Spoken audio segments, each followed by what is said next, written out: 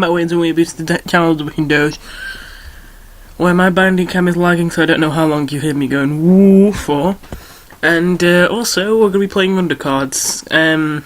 Yeah, I've kind of been addicted to card games recently, as you could guess with all the PvZ content. I've also been playing Hearthstone, although to be honest, I don't see why Hearthstone's the most popular. I just personally don't find Hearthstone that fun. I do like how it's got a little bit less RNG than PvZ Heroes, but I just feel like there's less potential for someone who doesn't spend money on the game, personally. But anyway, I'm trying another one now called Undercards. Now, obviously this is an Undertale fan game. Personally, I was quite a big fan of Undertale when it came out, but I never really did anything in the fandom, and back when there was loads of like comic strips, I'd watch a lot of readings of those, but then they all kind of became fandomized, how would you put it? And yeah, I kind of went away from the Undertale fandom. I was still a fan of the game, but I didn't really partake in the fandom just because of how it was being.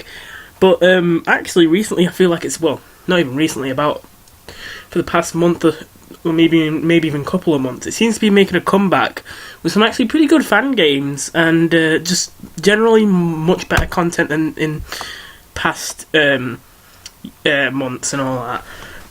So, and one of these is Undercards. Now, I think this game actually was first released quite a while ago, but when I first heard of it, it looked kind of boring, and it looked like it was a bit, like, just chucked together. But you know what? Now I see it now. I don't know how much has changed, because I don't remember it very well. But right now, I'm quite enjoying this. So here you can see you got quests, just like in Heroes and all that. I imagine these recharge every day or so. At this moment, you can switch a quest that is not really if you had it for 24 hours. Okay. 6 AM. Oh, so Paris time zone. So I think, yeah, I thought that the game devs might be in English might be their second language just because of the spelling of some things. So apparently they're French. But yeah, one thing I especially like about this game is one of the main complaints I have about Heroes is that just playing the game doesn't get you anything. Even if you played for hours, if you just played the game, it doesn't get you anything but tickets, which, if you don't have the 10 times boost, are basically useless. And on top of that, if you get all the event cards, it's useless, and it might not be an event card you like that week. But for this game, you get gold for every game you play. You can use 100 gold to get a pack, and you get a free pack every time you level up. And how do you get experience to level up? By playing games. This game is all about getting further by getting packs. So that's what I really like about getting packs by getting further. Sorry, all the way around. That's what I really like this game compared to the others, just because it feels like I'm constantly making progress instead of, even though it feels a bit slow, I like the idea that I'm like getting better at the game for playing it, rather than getting better at the game because I spent money on it, or because I play it at certain times and all that. Not that you can't pay to get packs on this, you can, but still.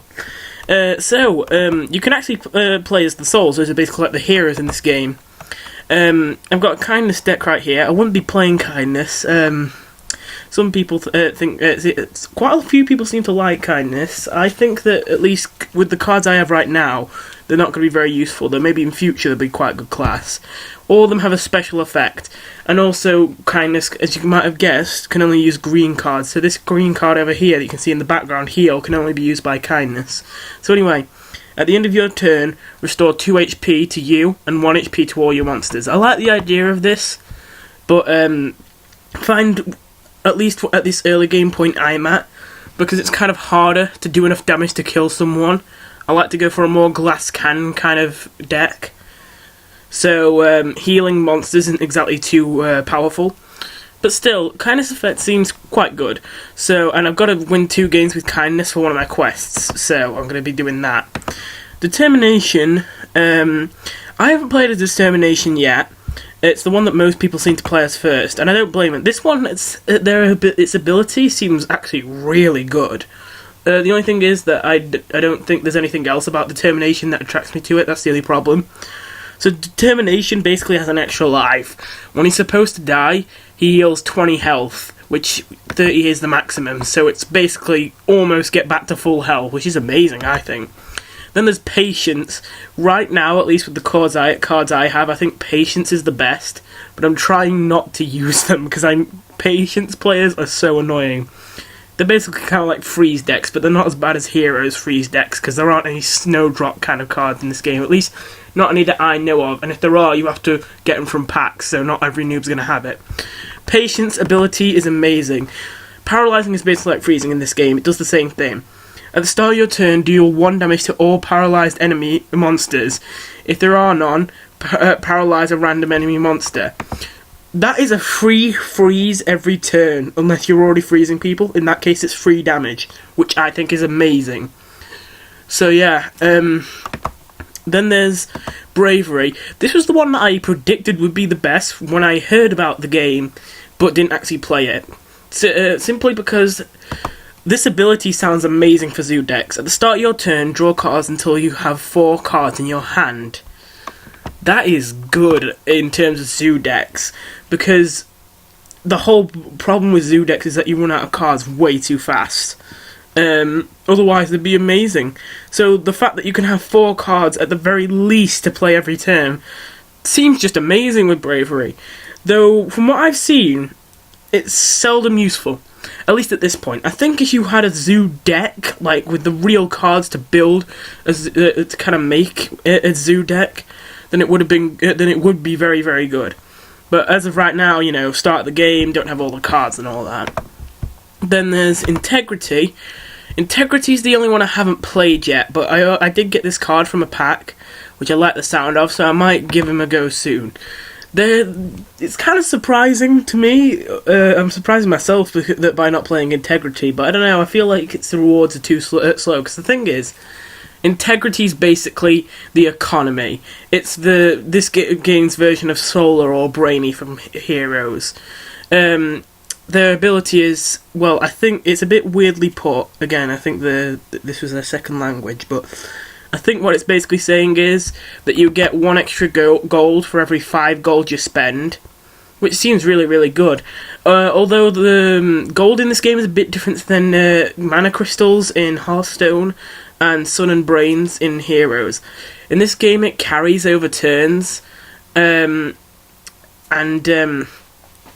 because this game kind of has the Hearthstone principle in terms of taking turns, whoever goes second, instead of getting the coin and stuff like that and getting an extra card, they get an extra gold for every odd turn, which is kind of weird, but that's how it works. Then there's Perseverance. I really think that Perseverance is probably going to be one of the best characters, but only when I get cards for them. When any monster is damaged, give KR to it. So I'm not sure what KR is, but there are a lot of cards that prey on it, so I think it's just kind of like marking them to like destroy them. But there's this card, Worsening. Deal 2 damage to a monster. If it's under KR, deal 5 damage instead. For 3, that's pretty good. And there's even one, I think it was called something like Terminate, which is a card I don't have, but it completely destroys a monster that has KR on it for just 1 more gold, which is pretty cool. And then there's Justice. I made a Justice deck. It didn't do too well, but I feel like Justice in future is going to be a really good hero. At the end of your turn, deal 1 damage to a random enemy monster. If you have less HP than your opponent, deal 1 bonus damage to him. So, the ability is pretty weak, but the thing is, Justice is the class that has all the damage spells. We've got Shootout, which is one that I got from a pack. Deal 1 damage to all monsters on the field. And the one that you get free is Punishment, deal 3 damage. So, this is kind of like, these are kind of like the plumbers and the chickenings of this game. Only, of course, like, it's kind of, the prices and, like, effectiveness has kind of been, like, swapped around. So anyway, yeah, in terms of actual cards, I haven't gotten much. I've mainly gotten some pretty bad drops. Although, you can see from my Patience deck, I do have 2 rares. Oh, actually, I have 3 rares, it's just that this one's bad. At least in my opinion. And I got a shiny. I think shinies are just so you can show them off. I don't think they do anything different. I haven't noticed anything different personally. But yeah, I'm going to go into a game after this. I just realised I'm going over time.